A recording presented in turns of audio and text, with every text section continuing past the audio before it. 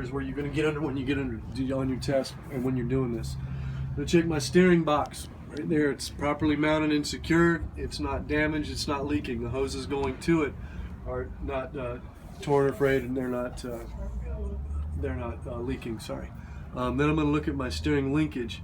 Starts over here, comes down, and then all the way back here. To make sure that it's securely mounted. It's not damaged or bent or cracked, and it's not missing any hardware or cotter keys.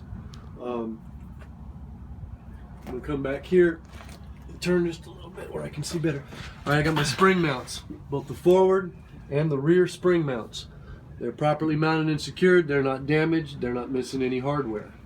And inside of here, you can't really see it that good, but where the spring attaches with this big bolt that goes through here, there's a bushing in there. I want to make sure that that bushing is not damaged or missing. Then my spring leaves. Make sure my spring leaves are not damaged, cracked, missing, or shifted. And from there, my U-bolts. Make sure my U-bolts are securely mounted. They're not damaged. They're not missing any hardware. My shock absorbers. Make sure that they're securely mounted. They're not damaged or leaking.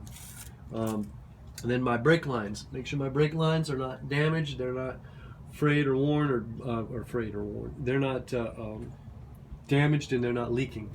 Then onto my brake chamber. Make sure my brake chamber is securely mounted. It's not damaged, dented, or leaking. Securely mounted. My slack adjuster and push rod. Make sure that it's not damaged and there's no missing hardware, and I can't pull it more than an inch when the brakes are released. Then I go on to my brake drum and my brake linings. I'm going to make sure that my brake drum is not cracked, it's not warped, there's no holes. My brake linings, make sure that they are not worn dangerously thin.